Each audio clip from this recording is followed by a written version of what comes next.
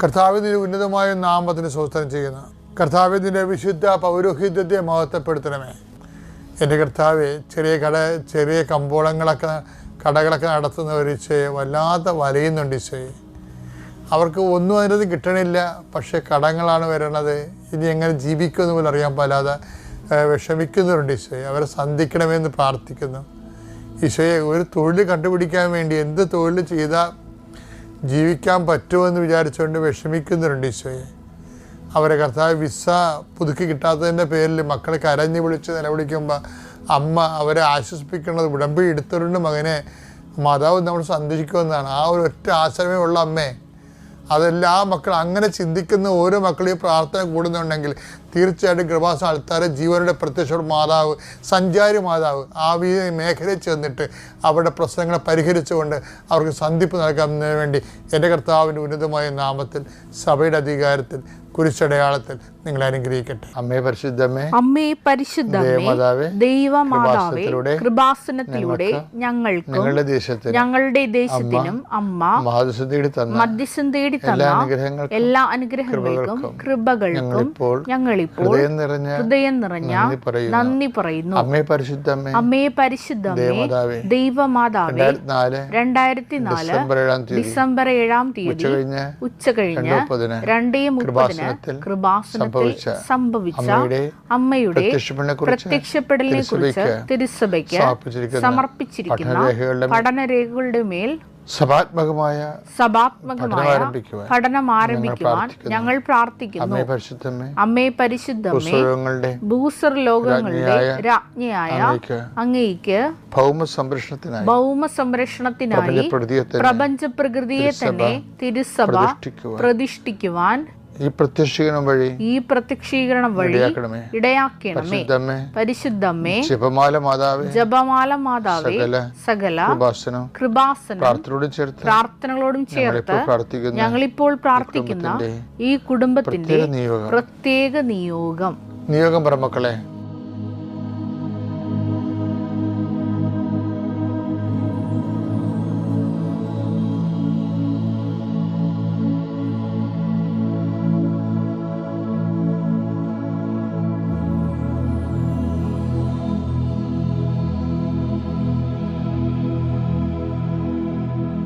അമ്മയുടെ പ്രത്യക്ഷീകരണത്തിന്റെ ഈ അനുഗ്രഹവേളയിൽ ഞങ്ങൾക്ക് സാധിച്ചു തരുവാൻ കനിയണമേ. ആമേൻ. ഞങ്ങളുടെ പിതാവേ, അങ്ങയുടെ നാമം പൂജിതമാകണമേ. അങ്ങയുടെ രാജ്യം വരണമേ. അങ്ങയുടെ തിരുമനസ് സ്വർഗത്തിലെ പോലെ ഭൂമിയിലും ആകണമേ. അന്നു വേണ്ടുന്ന ആഹാരം ഇന്ന് ഞങ്ങൾക്ക് തരണമേ. ഞങ്ങളോട് തെറ്റ് ചെയ്യുന്നവരോട് ഞങ്ങൾ ക്ഷമിക്കുന്നത് പോലെ ഞങ്ങളുടെ തെറ്റുകൾ ഞങ്ങളോടും ക്ഷമിക്കണമേ. ഞങ്ങളെ പ്രലോഭനത്തിൽ ഉൾപ്പെടുത്തരുതേ, തിന്മയിൽ ഞങ്ങൾ രക്ഷിക്കണമേ. ആമേൻ. നന്മ നിറഞ്ഞ മറിയമേ, സ്വസ്തി. കർത്താവ് അങ്ങയുടെ കൂടെ സ്ത്രീകളിൽ അങ്ങ് അനുഗ്രഹിക്കപ്പെട്ടവളാകുന്നു. അങ്ങയുടെ ഉദരത്തിൻ ഫലമായി ഈശോ അനുഗ്രഹിക്കപ്പെട്ടവനാകുന്നു. പരിശുദ്ധ മറിയമേ, തമ്പുരാന്റെ അമ്മേ, പാപികളായ ഞങ്ങൾക്ക് വേണ്ടി ഇപ്പോഴും ഞങ്ങളുടെ മരണസമയത്തും തമ്പുരാനോട് അപേക്ഷിക്കണമേ. ആമേൻ. ദൈവം നമ്മളോട് ഇൻട്രാക്ട് ചെയ്യുന്ന ഒരു രീതിയുണ്ട്. ദൈവത്തിന് തൻ്റെ ഭക്തനോട് ദൈവം സംസാരിക്കും. അത് നമ്മൾ ഒത്തിരിയേറെ സാക്ഷ്യങ്ങൾ കേൾക്കുന്ന. ഇപ്പം ഇന്നലെ ഒരു സാക്ഷ്യം കേട്ടത്, ഒരു കുഞ്ഞ്, ചെറിയ കുഞ്ഞല്ല, കുഞ്ഞാണ്, കൊച്ചല്ല, 1-2 വയസ്സുള്ള കുഞ്ഞിൻ്റെ ഒരു കിഡ്നിക്ക് നീര് വെച്ചിരിക്കണം. അപ്പം അത് ഓപ്പറേറ്റ് ചെയ്ത് കളയണം. അപ്പം അതിനുവേണ്ടി ഇവർ കിഡ്നി പോകാതിരിക്കാൻ വേണ്ടി അമ്മ കൊച്ചിൻ്റെ ആ നീരുള്ള ഭാഗത്ത് ഉടമ്പടിത്തലം തേച്ച് വിശ്വാസപ്രമാണം ചൊല്ലി കർത്താവിൻ്റെ കരുണയ്ക്ക് ഏൽപ്പിച്ചുകൊണ്ടിരിക്കുകയാണ്. അപ്പോൾ കുഞ്ഞിൻ്റെ മേത്ത് കത്തിവെക്കൽ അമ്മയ്ക്ക് സഹിക്കാൻ പറ്റത്തില്ല. അപ്പം അതിനുവേണ്ടി അവർ വിശ്വാസപൂർവ്വം ചെയ്യണമാണ്. അപ്പോൾ ഇവരുടെ ഉടമ്പടി ഒരുവിധം കറക്റ്റായത് കാരണം കർത്താവ് ഇവർക്ക് ഒരു സ്വപ്ന ദർശനം കൊടുക്കും.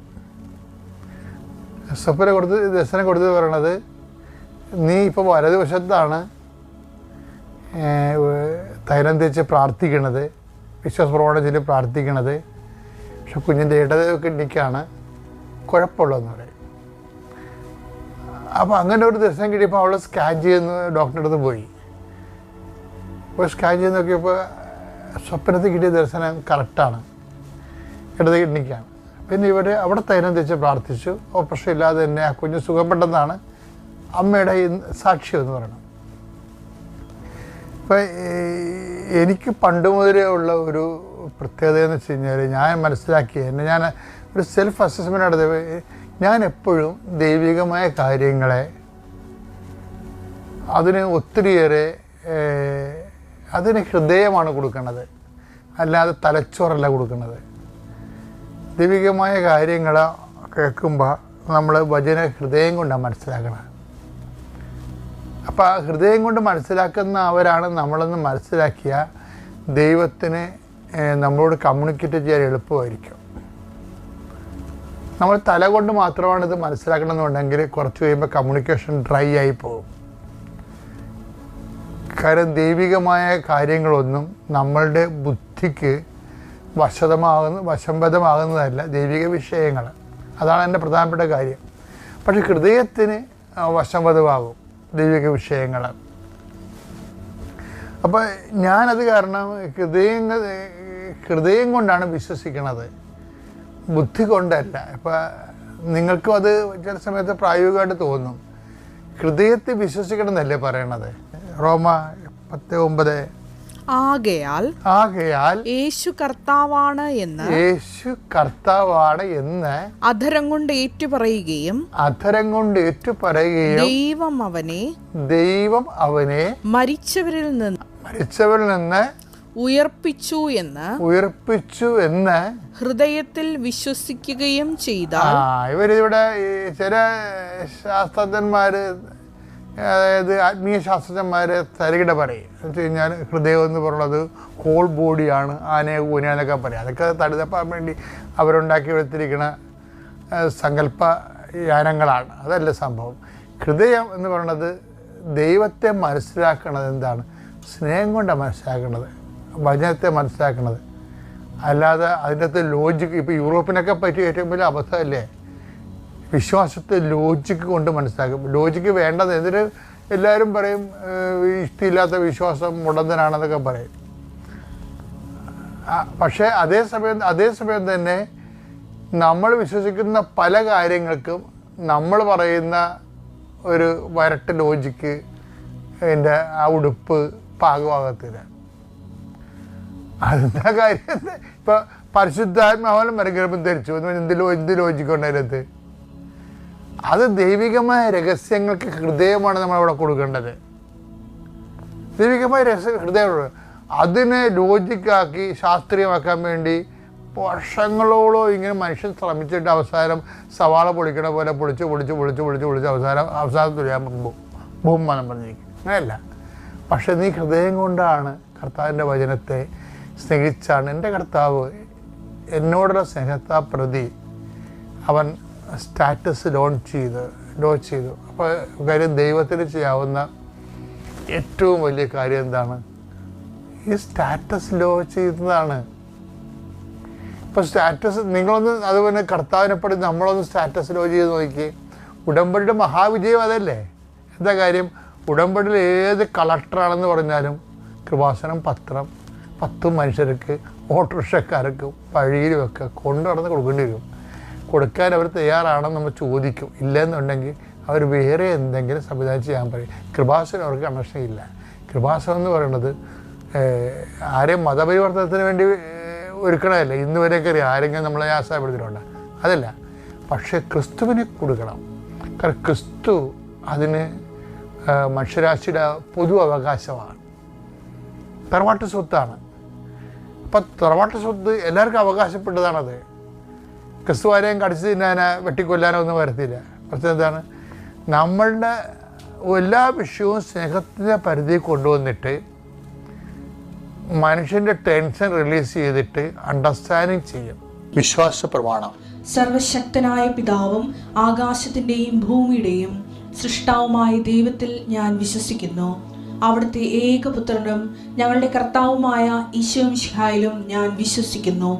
ഈ പുത്രൻ പരിശുദ്ധാത്മാവിനാൽ ഗർഭസ്ഥനായി കന്യകാമറിയത്തിൽ നിന്ന് പിറന്ന് പൊന്തിയോസ് പീലാത്തോസിന്റെ കാലത്ത് പീഡകൾ സഹിച്ച് കുരിശിൽ തറയ്ക്കപ്പെട്ട് മരിച്ച് അടക്കപ്പെട്ട് പാതാളങ്ങളിൽ ഇറങ്ങി മരിച്ചവരുടെ ഇടയിൽ നിന്ന് മൂന്നാം നാൾ ഉയർത്ത് സ്വർഗത്തിലേക്ക് എഴുന്നള്ളി സർവശക്തിയുള്ള പിതാവായ ദൈവത്തിന്റെ വലതുഭാഗത്തിരിക്കുന്നു.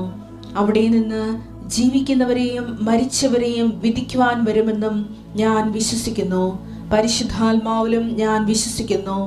വിശുദ്ധ കത്തോലിക്കാ സഭയിലും പുണ്യവാന്മാരുടെ ഐക്യത്തിലും പാപങ്ങളുടെ മോചനത്തിലും ശരീരത്തിന്റെ ഉയർപ്പിലും നിത്യമായ ജീവിതത്തിലും ഞാൻ വിശ്വസിക്കുന്നു. ആമേൻ. പുനരുദ്ധാനം. Take the bread of God. ശ്രുതിക്കട്ടെ. ഹല്ലേലൂയ. ഹല്ലേലൂയ. ഹല്ലേലൂയ. ഹല്ലേലൂയ. യോഹന്നാൻ 12:28. യോഹന്നാൻ 12:28. പിതാവേ, പിതാവേ, അങ്ങയുടെ നാമത്തെ മഹത്വപ്പെടുത്തണമേ. അപ്പോൾ സ്വർഗത്തിൽ നിന്ന് ഒരു സ്വരമുണ്ടായി. ഞാൻ മഹത്വപ്പെടുത്തിയിരിക്കുന്നു, ഇനിയും മഹത്വപ്പെടുത്തും. അപ്പൊ ഇനിയും മഹത്വപ്പെടുത്തുമെന്നുള്ളതാണ് കർത്താവിൻ്റെ തിരുവുത്ഥാനത്തെ കുറിച്ചുള്ള പ്രവചനമാണത്. അപ്പ ഈശ്വരനെ ഉയർത്തെഴുന്നേൽപ്പിക്കുമെന്ന് പറയണതാണ്. നീ പാപത്തിന് പരിഹാരം ചെയ്തുകൊണ്ട് എൻ്റെ തിരുമനസ് നിറവേറ്റുമ്പോൾ ഞാൻ നിന്നെ ഇനിയും മഹത്വപ്പെടുത്തും. അത് അപ്പായുടെ വാഗ്ദാനമാണ്. അപ്പ ഈശോയ്ക്ക് നൽകുന്ന വാഗ്ദാന പ്രകാരമാണ് ഈശോയെ ഉയർത്തെഴുന്നേൽപ്പിക്കുന്നത്. ഇതാണ് സുവിശേഷമെന്ന് പറയണത്. ആ ഈശോ മരിച്ചു എന്നുള്ളതല്ല സുവിശേഷം, ഈശോ ഉയർത്തെഴുന്നേറ്റു എന്നുള്ളതാണ് സുവിശേഷം. ഈ സുവിശേഷമാണ് യൂദാസ് ശ്രദ്ധിക്കാതെ പോയത്. ഇതൊരു കൊല്ലമായിട്ട് പറയണതാ. ഒന്നാമത്തെ പാഷൻ പ്രഡിക്ഷൻസ് എടുത്ത് ശ്രുതിക്കട്ടെ. ഹല്ലേലൂയ. ഹല്ലേലൂയ. ഹല്ലേലൂയ. ഹല്ലേലൂയ. മത്തായി 16:21. മത്തായി 16:21. അപ്പോൾ മുതൽ യേശു തനിക്ക് ജെറുസലേമിലേക്ക് പോകേണ്ടിയിരിക്കുന്നുവെന്നും ശ്രേഷ്ഠന്മാരിൽ നിന്നും പ്രധാന പുരോഹിതന്മാരിൽ നിന്നും നിയമജ്ഞരിൽ നിന്നും വളരെയേറെ സഹിക്കേണ്ടി വരുമെന്നും താൻ വധിക്കപ്പെടുമെന്നും എന്നാൽ മൂന്നാം ദിവസം ഉയർപ്പിക്കപ്പെടുമെന്നും ശിഷ്യന്മാരെ അറിയിച്ചു തുടങ്ങി. ഇത് ഒരു വർഷം 3 പ്രാവശ്യം ഈശോ പറയുന്നുണ്ട്. ജെറുസലേമിലേക്കുള്ള യാത്ര ആരംഭിച്ച് ഗലീലയിൽ നിന്നാണ് ജെറുസലേമിലേക്ക് യാത്ര ആരംഭിക്കുന്നത്. ഈ യാത്രാ വട്ടങ്ങളിൽ 3 ഘട്ടങ്ങളിലാണിത് പറയണത്. ഈ പറയുന്നതിൻ്റെ പ്രധാനപ്പെട്ട കാര്യം ശിഷ്യന്മാരെ അവരുടെ ഇമോഷണൽ ആയിട്ട് അവരൊന്ന് ട്രീറ്റ് ചെയ്യാണ്. ഒരു ഇമോഷണൽ ട്രീറ്റ്മെൻറ്റാണ് കൊടുക്കുന്നത്. പ്രവചനങ്ങളാണ് നിറവേറുന്നത്. അതിൻ്റെതായിട്ടുള്ള തിയോളജിക്കൽ ഇംപ്ലിക്കേഷൻസൊക്കെ ഉണ്ടെങ്കിലും പർട്ടിക്കുലറായിട്ട് അവിടെ സംഭവിക്കുന്നത് ഇവർക്കൊരു ഇമോഷണൽ ട്രീറ്റ്മെൻറ്റ് കൊടുക്കുകയാണ്. നിങ്ങളിതിനെ ഉൾക്കൊള്ളാൻ തയ്യാറാകണം. ഇപ്പോൾ കൗൺസിലിംഗ് കൊടുക്കത്തില്ലേ ഡോക്ടർമാർ? ഓപ്പറേഷന് മുമ്പ് ഓപ്പറേഷന് മുമ്പ് രോഗിക്ക് കൗൺസിലിംഗ് കൊടുക്കും അല്ലേ? അതായത് അതിൻ്റെ ഇപ്പം ഒരു മരുന്ന് ഇഞ്ചെക്റ്റ് ചെയ്യാൻ പോണമുമ്പ് തന്നെ അതിൻ്റെ സൈഡ് എഫക്ട് കീമോയ്ക്ക് മുമ്പ് ഒരു കൗൺസിലിംഗ് കൊടുക്കും. എന്താണ്? മുടിയൊക്കെ പോകും, പിന്നെ കുറച്ച് കഴിയുമ്പോൾ വരും എന്നൊക്കെ അവർ പറയും. അത് കൗൺസിലിംഗ് ആണത്. മുടിയൊക്കെ പോകും, പിന്നെ കുറച്ച് കഴിയുമ്പോൾ വരും. ഞാനങ്ങനെ ഒരു സാക്ഷ്യം കേട്ടായിരുന്നു. പക്ഷെ അങ്ങനെ കൊടുത്തെങ്കിലും അപ്പോൾ അദ്ദേഹം പറയണത് അങ്ങനെ എന്നോട് പറഞ്ഞെങ്കിലും ആൻ്റണി ജോർജ് പറയണത് എനിക്ക് ഉദരത്തിൽ ക്യാൻസറാണ്. ബയോപ്സിക്ക് വന്നപ്പോൾ അത് ക്യാൻസറാണെന്ന് മനസ്സിലാക്കി. ക്യാൻസർ 3ാം സ്റ്റേജിലാണ്. അപ്പോൾ ഡോക്ടർ വിളിച്ച് എനിക്ക് കൗൺസിലിംഗ് തന്നു. എന്താണ്? കീമോ എടുക്കാൻ പോവുകയാണ്, ഇത് 3ാം സ്റ്റേജാണ്, എനിക്ക് വേറെ ഓപ്ഷൻസ് ഇല്ല, മുടിയെല്ലാം പോകും, പിന്നെ തിരിച്ചു വരുമെന്ന് പറഞ്ഞു. തിരിച്ചു വരും. അപ്പോൾ അതൊരു കൗൺസിലിംഗ് ആണ്. എന്ന് വെച്ച് കഴിഞ്ഞാൽ ഇമോഷണലായിട്ട് ഇയാൾ ഇതിനോട് ഒരു അക്സെപ്റ്റബിളായിട്ട് മാറണം. ട്രീറ്റ്മെൻറ്റാണ് ശരിക്കും. ഇതുപോലെ പാഷൻ പ്രിഡിക്ഷൻസ് എന്ന് പറയുന്ന പീഡാനുഭവ പ്രവചനങ്ങൾ, നമ്മൾ ജെറുസലേമിലേക്ക് പോവുകയാണ്, അവിടെ വെച്ച് മനുഷ്യപുത്രൻ സത്യകന്യകയെ ഏൽപ്പിക്കപ്പെടും, അവർ അവനെ വധിക്കും, എന്നാൽ 3-ാം ദിവസം ഉയർത്തെഴുന്നേൽക്കും. അപ്പോൾ ആ ഉയർത്തെഴുന്നേൽപ്പിൻ്റെ സുവിശേഷം യൂദാസ് കേട്ടോ ഇല്ലെന്നല്ല, അയാളത് വിശ്വസിച്ചില്ല. അതാണ് പ്രശ്നം. അയാൾ കെട്ടിത്തൂങ്ങാനുണ്ടായിരുന്ന കാരണം എന്താ? യൂദാസ് കെട്ടിത്തൂങ്ങാനുണ്ടായ കാരണം എന്താ? കാരണം ഒന്ന്, കർത്താവിൻ്റെ തിരുവുദ്ധാനത്തിൽ അയാൾ വിശ്വസിച്ചില്ല. അതാണ് പ്രശ്നം. വിശ്വസിച്ചിരുന്നെങ്കിൽ, വിശ്വസിച്ച ഒരാളുണ്ട്, ആരാണ്? പത്രോസ്. പത്രോസിനോട് ചോദിച്ചായിരുന്നു, നീ എൻ്റെ പുനരുദ്ധാനത്തിൽ വിശ്വസിക്കുന്നുണ്ടോ എന്ന് ചോദിച്ചായിരുന്നു. കർത്താവ് ഡയറക്റ്റ് ചോദിച്ചായിരുന്നു. വിശ്വസിക്കാത്ത ചിലരിവിടെ ഉണ്ടെന്ന് ഈശോ പറയുന്നുണ്ട്. വിശ്വസിക്കാത്ത ചിലരിവിടെ ഉണ്ടെന്ന് പറയണപ്പോൾ ശിഷ്യന്മാർ ഈശോ മനസ്സിലാക്കിയത് പുനരുത്ഥാനത്തിൽ വിശ്വസിക്കാത്തവരും വിശ്വസിക്കുന്നവരുമായിട്ടാണ് മനസ്സിലാക്കിയത്. അതുകൊണ്ട് തന്നെ വിശ്വസിക്കാത്ത ചിലരിവിടെയുണ്ട്. Take the word of God. ശ്രദ്ധിക്കട്ടെ. ഹല്ലേലൂയ, ഹല്ലേലൂയ, ഹല്ലേലൂയ, ഹല്ലേലൂയ, ഹല്ലേലൂയ. യോഹന്നാൻ 6:64. യോഹന്നാൻ 6:64. എന്നാൽ വിശ്വസിക്കാത്തവരായി നിങ്ങളിൽ ചിലരുണ്ട്. അവർ ആരെന്നും തന്നെ ഒറ്റിക്കൊടുക്കാനിരിക്കുന്നവൻ ആരെന്നും ആദ്യം മുതലേ അവൻ അറിഞ്ഞിരുന്നു. അപ്പൊ ആദ്യം മുതലേ തന്നെ ഈശോയ്ക്ക് അറിയാവുന്നതുകൊണ്ടാണ് ആദ്യം മുതലേ പീഡാനുഭവ പ്രവചനങ്ങൾ കൊടുക്കുന്നത്. പീഡാനുഭവ പ്രവചനങ്ങളുടെ ഉദ്ദേശം എന്താണ്? പുനരുത്ഥാനത്തെക്കുറിച്ച്, പീഡാനുഭവത്തെക്കുറിച്ച് നമ്മൾ ഈ പീഡാനുഭവ പ്രവചനം എന്നാണ് ഇതിനെ വിളിക്കുന്നത്. ശരിക്കും പറഞ്ഞാൽ അതൊരു നോൺസെൻസ് വിളിയാണ്. കാര്യം തിരുവുദ്ധാന പ്രവചനമാണത്. തിരുവുദ്ധാന പ്രവചനമാണ്. മനുഷ്യപുത്രൻ അതിൻ്റെ മെയിൻ പോയിൻ്റ്, കോർ പോയിൻ്റ് എന്താണ്? ആ 3-ാം ദിവസം ഉയർത്തെഴുന്നേൽക്കുമെന്നുള്ളതാണ് കോർ പോയിൻ്റ് അതിൻ്റെ. പക്ഷേ അതിന് അല്ല നമ്മളപ്പോൾ എഴുതി വെച്ചിരിക്കണ പോലും പീഡാനുഭവ പ്രവചനം എന്ന് എഴുതി വെച്ചിരിക്കുന്നത്. പക്ഷേ അതിനല്ല, അങ്ങനെയല്ല, അതിനെ പോസിറ്റീവായിട്ടാണ് നമ്മൾ അപ്രോച്ച് ചെയ്യേണ്ടത്. എന്താണ്? 3-ാം ദിവസം ഉയർത്തെഴുന്നേൽക്കും. പക്ഷേ അതിന് ഹൈലൈറ്റ് കിട്ടിയില്ല. എന്താ കാര്യം? അതിൽ വിശ്വസിച്ചില്ല. ആര്? യൂദാസ് വിശ്വസിച്ചില്ല. യൂദാസ് കർത്താവിൻ്റെ തിരുവുദ്ധാനത്തെ വിശ്വസിച്ചില്ല. അയാൾ കേട്ടായിരുന്നു അത്, പക്ഷെ അയാൾ വിശ്വസിച്ചില്ല. അപ്പം അതുകൊണ്ടാണ് ഈശോ ഇപ്പം പറഞ്ഞിരിക്കണത്. എന്താ പറഞ്ഞത്? വിശ്വസിക്കാത്തവർ. ഒന്നൊരു വായിച്ചേ. എന്നാൽ വിശ്വസിക്കാത്തവരായി നിങ്ങളിൽ ചിലരുണ്ട്. അവർ ആരെന്നും തന്നെ ഒറ്റിക്കൊടുക്കാനിരിക്കുന്നവൻ ആരെന്നും ആദ്യം മുതലേ അവൻ അറിഞ്ഞിരുന്നു. ഇതെല്ലാം അറിഞ്ഞു തന്നെയാണ് ഇതിന് ഇയാളെ കൂടെ നിർത്തണത്. കരുതെല്ലാം പിതാവിൻ്റെ പദ്ധതിയുടെ ഭാഗമായിട്ടാണ് യൂദാസൊക്കെ വരണത്. ഇപ്പം നമ്മുടെ ജീവിതത്തിലൊക്കെ ഒറ്റിക്കൊടുക്കലും തള്ളിപ്പറച്ചിലൊക്കെ ഉണ്ടാവുമെങ്കിൽ ഓർക്കുക, അത് നമ്മുടെ ആധ്യാത്മിക രൂപീകരണത്തിൻ്റെ അനിവാര്യമായ ഘടകമാണത്. അല്ല, അതിൻ്റെ പേരിൽ നിങ്ങൾ ഡൈവേഴ്സ് ചെയ്തിട്ട് കാര്യമില്ല.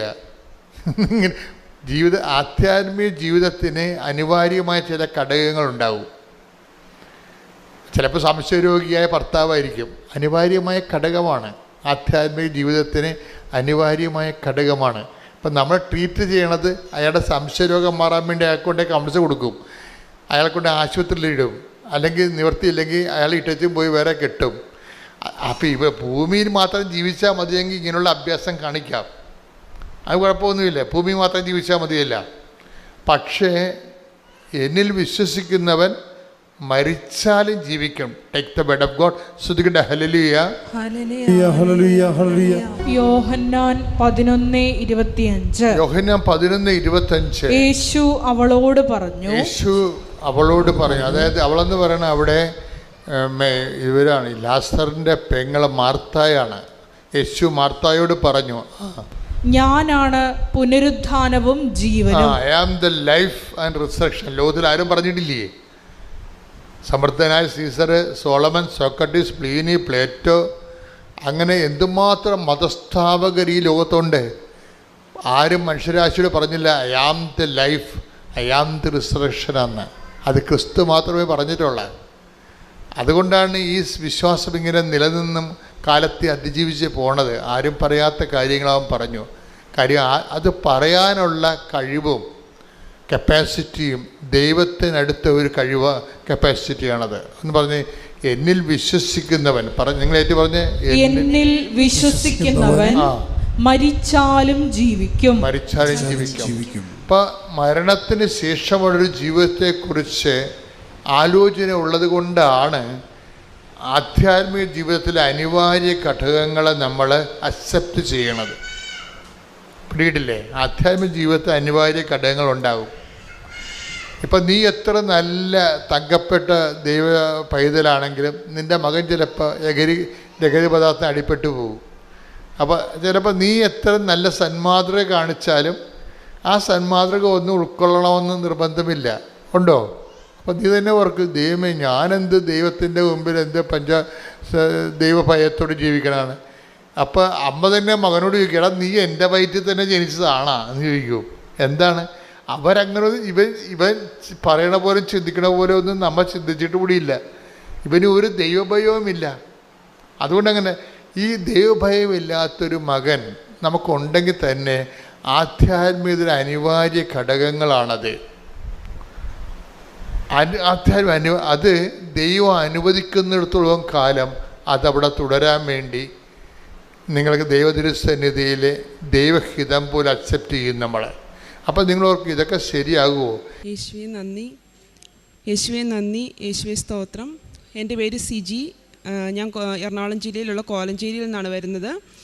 ഞാൻ 2015 മുതൽ പുറത്തേക്ക് ഒരു ജോലിക്ക് വേണ്ടിയിട്ട് ശ്രമിക്കുന്നതാണ്. 2015 ഞാൻ എറണാകുളത്തെ ലിസി ഹോസ്പിറ്റലാണ് വർക്ക് ചെയ്തുകൊണ്ടിരുന്നത്. അവിടുത്തെ ജോലി ഉപേക്ഷിച്ച് വന്ന് പുറത്തേക്ക് പോകാൻ വേണ്ടി IELTS പഠിച്ചു. IELTS കുറേ നാൾ ഞാൻ പഠിച്ചു. 3 പ്രാവശ്യം ഞാൻ എക്സാം എഴുതി. പക്ഷേ ഞാൻ നല്ല രീതിയിൽ തന്നെ തോക്കുകയായിരുന്നു ഉണ്ടായത്. ഒരു മൊഡ്യൂളിന് പോലും എനിക്ക് 7 ബാൻഡ് സ്കോർ വാങ്ങാൻ സാധിച്ചില്ല. അപ്പോൾ എനിക്ക് മനസ്സിലായി ഞാൻ മലയാളം മീഡിയം സ്കൂളിലാണ് പഠിച്ചത്. അതിൻ്റെ ബുദ്ധിമുട്ടും കാര്യങ്ങളൊക്കെ ഉള്ളതുകൊണ്ടായിരിക്കും പാസ്സാകാൻ പറ്റാത്തത്. ഇനി എനിക്കിതിൽ ഒരിക്കലും ജയിക്കാൻ പറ്റില്ല എന്ന് വിചാരിച്ച് ഞാൻ ഇതിൽ നിന്ന് പിന്മാറി. അങ്ങനെ ഇരിക്കുമ്പോഴാണ് എൻ്റെ കൂട്ടുകാരികൾ പറഞ്ഞ് ഞാൻ OET കുറിച്ച് കേൾക്കുന്നത്. OET അതുപോലെ തന്നെ കോലഞ്ചേരിയിൽ തന്നെ ഞാൻ പഠിച്ചു. കുറച്ച് നാൾ പഠിച്ചു കഴിഞ്ഞപ്പം അതും നല്ല ബുദ്ധിമുട്ടായതുകൊണ്ട് എനിക്കറിയില്ലായിരുന്നു പാസ്സാവോ ഇല്ലയോ എന്ന്. എന്നാലും എല്ലാവരും പറഞ്ഞു ഒറ്റയടിക്കൊന്നും കിട്ടുന്ന എക്സാം അല്ല OET, കുറേ നാൾ പഠിക്കണം, നമുക്ക് എല്ലാ മൊഡ്യൂൾസിലും നല്ല സ്കില്ല് വേണം, കണ്ടിന്യൂസ് പ്രാക്ടീസിലൂടെ മാത്രമേ കിട്ടുള്ളൂ എന്ന് പറഞ്ഞു. അപ്പോഴും ഞാൻ ഓക്കെ ശരി, അങ്ങനെ 2 മാസം 3 മാസമൊക്കെ പഠിക്കും, എക്സാം എഴുതും. 3-4 പ്രാവശ്യം എക്സാം എഴുതി, കിട്ടിയില്ല.